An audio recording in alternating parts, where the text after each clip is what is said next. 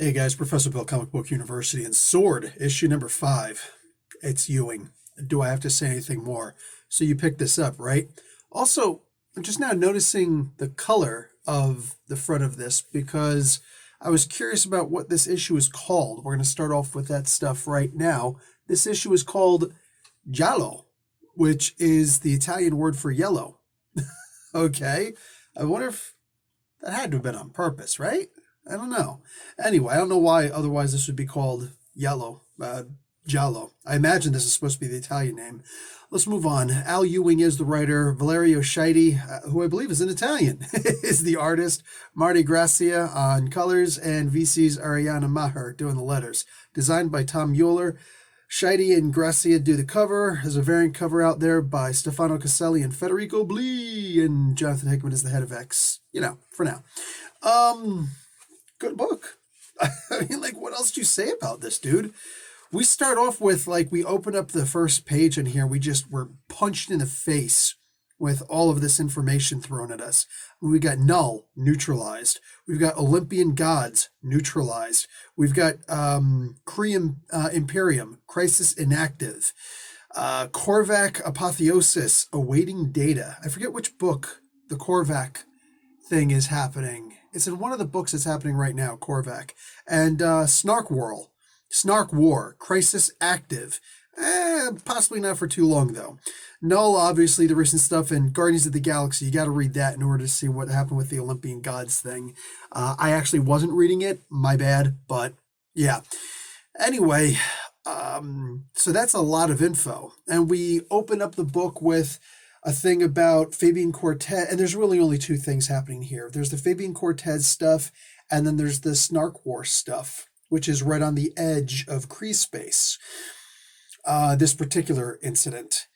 So Cortez, for the most part, he comes through. Marvel Girl, Jean Grey, she's standing there in her 1992 outfit, the Jim Lee outfit, which always loved that one. She's not wearing the little green miniskirt thing and the big, gigantic yellow butterfly looking thing on, mask.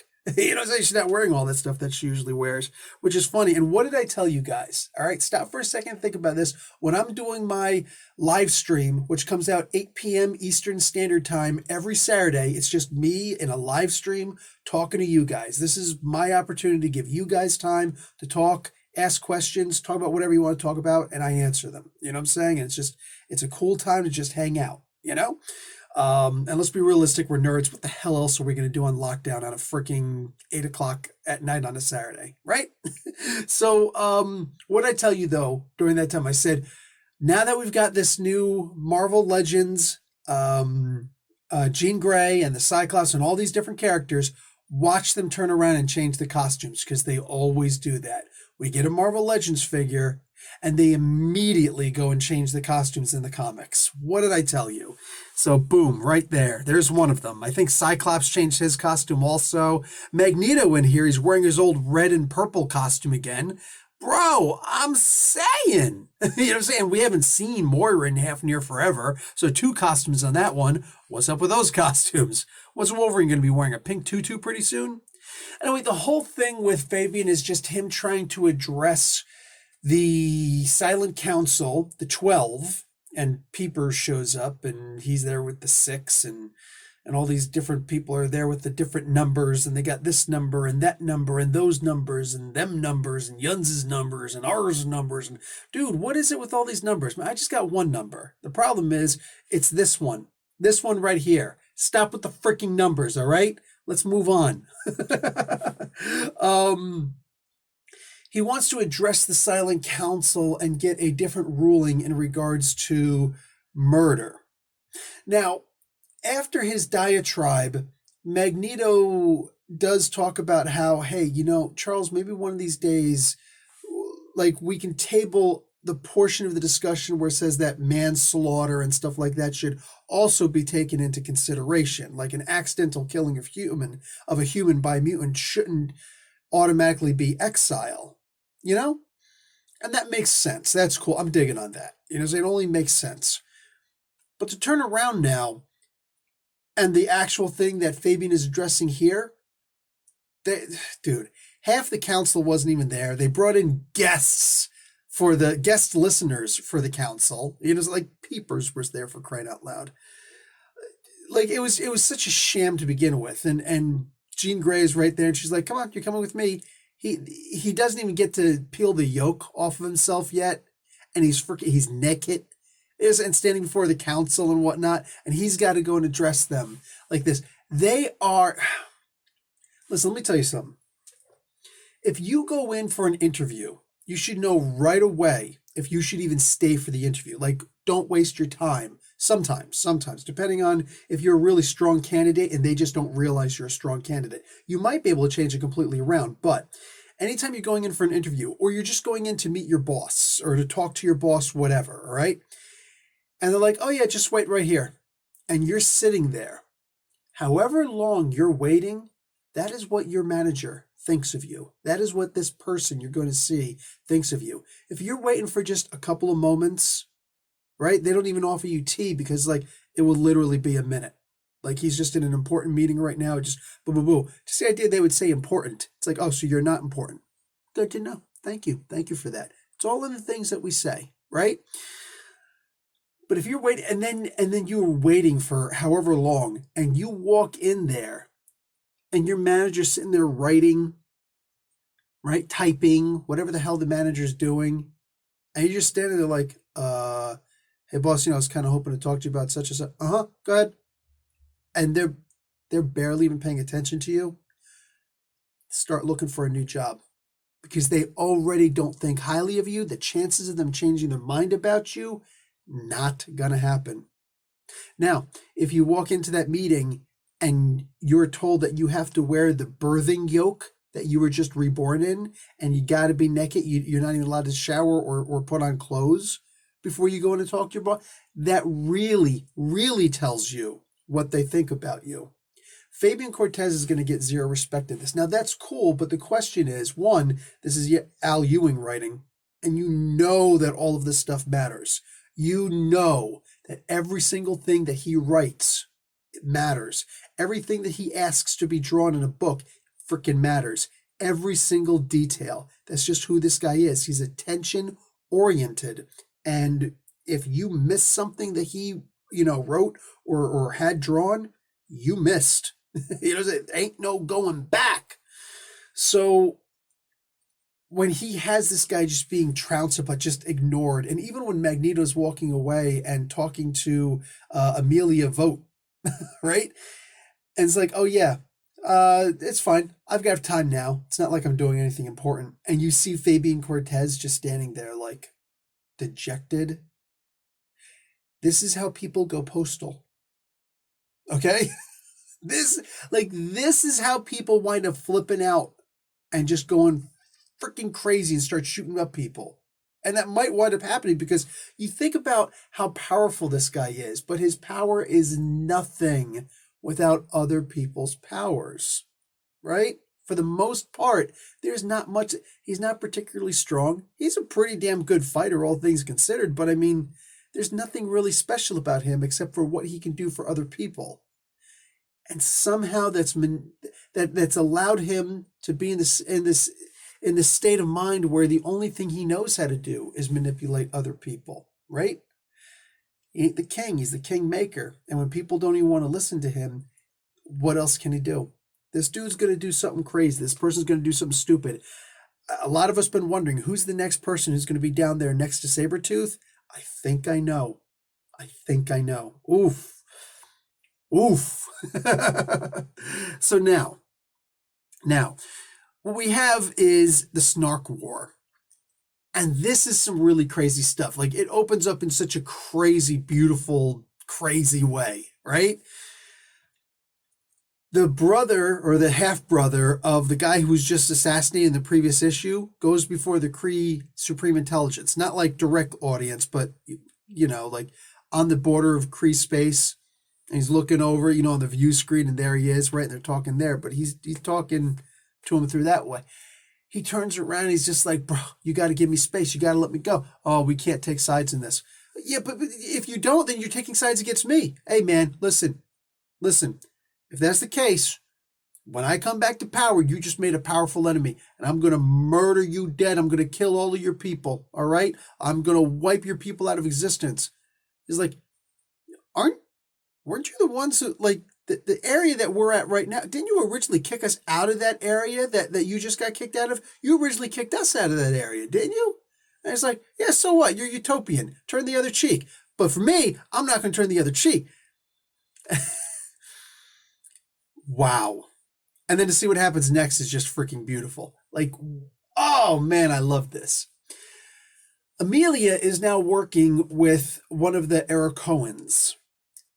And I don't see good things in the future for this so-called alliance. First off, let's point out, Amelia took complete credit for what happened, except when this burning heart dude, or chick, whatever, goes and says, something effective. Hey, Erico also. Oh, yeah, that too. This isn't going to go well. I really just don't foresee this turning out well for any of the parties involved. The strongest moment in this comic book, though, after Peepers goes and asks Cortez why he doesn't have a mutant name.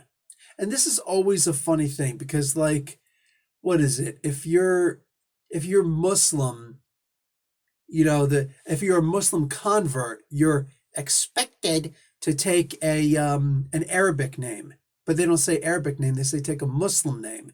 Well, it doesn't make a lot of sense. And some people argue it does, but no, it doesn't. Just think about the one person, because there's going to be some Muslims out there saying, actually, it makes perfect sense. Okay, Bilal did not have an Arabic name. He was not asked to take a Muslim name. He kept the name Bilal. So, and people who were not a part of the Sahaba, so to speak, but had a name that was whatever, they were never asked to. Like, this is a very recent thing, a recent development where people have been said, take on a Muslim name, so to speak. And this goes on with a lot of other characteristics and whatnot.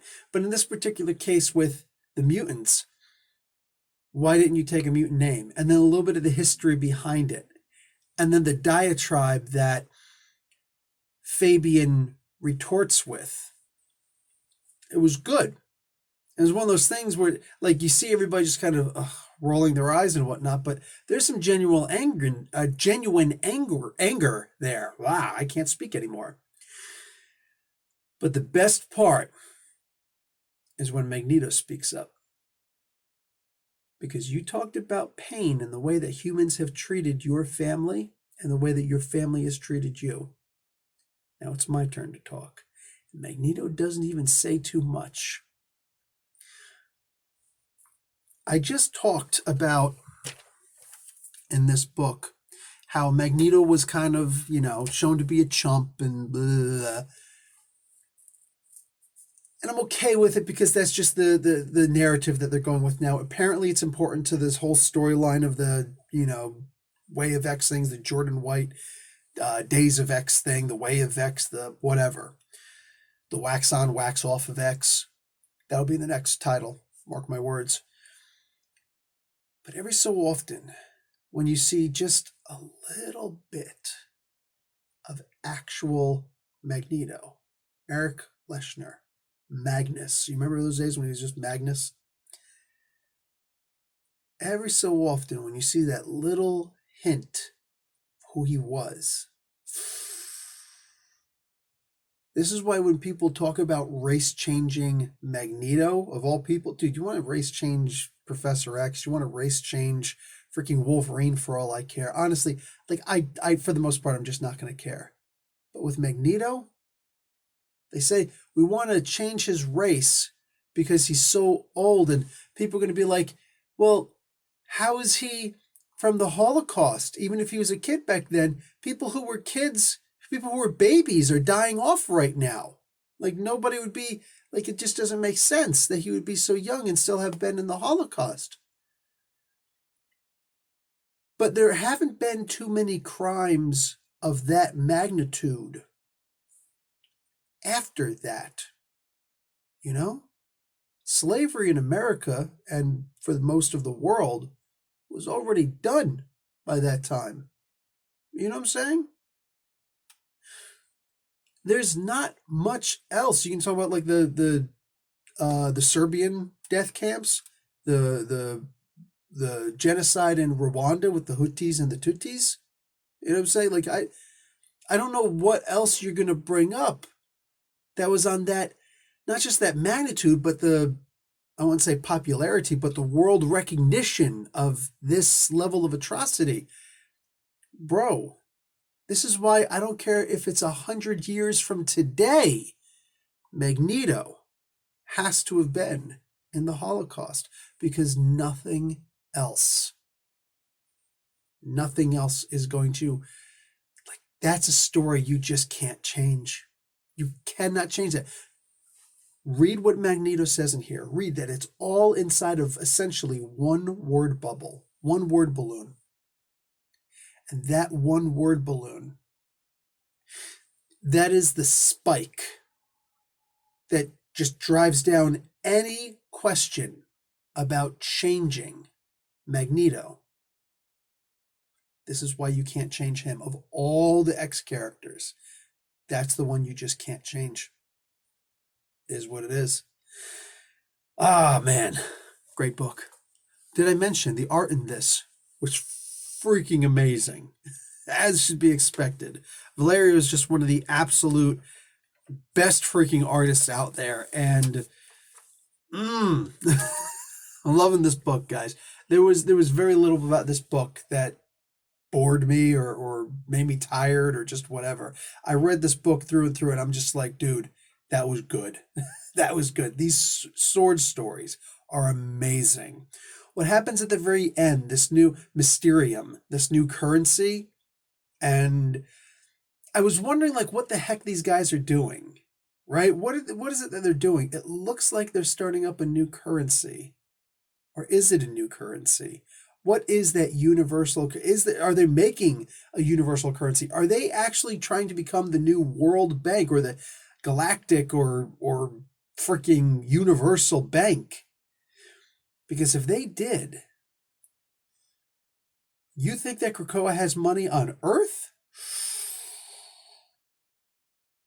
Don't forget, do not forget, we're going back to the Hoxpox books, the House of X and the Dawn of, the House of X and the Powers of 10, the Hoxpox books. What was that big thing that they were doing, especially in the Pox books, right? The Powers of 10. Kept on talking about how, oh yeah, man, you got a class 0 civilization, which is what we're in now. Then you got a class 1 that's able to utilize energy from a star. Then you got a class 2 civilization that's able to use more energy than that. The class 2 civilization you can't really get rid of because now we can colonize the energy from the galaxy, and like we could be on multiple different worlds at this time. So it's very hard. You'd have to have a galactic-wide event to destroy a civilization that is class 2 civilization. A class 3 civilization, which is across the universe, multiple galaxies like that, it's essentially impossible. It would require the heat death of the universe to kill this civilization. You know what I'm saying? And one of the main aspects of that is currency. And if they are able to make themselves a universe-wide bank, if they're able to corner a market for the mutants at least, Orcus can't keep up with that. I don't care if they freaking sign up with the Magus or whatever the hell it is that they plan on doing with these other sentient galaxies and whatnot.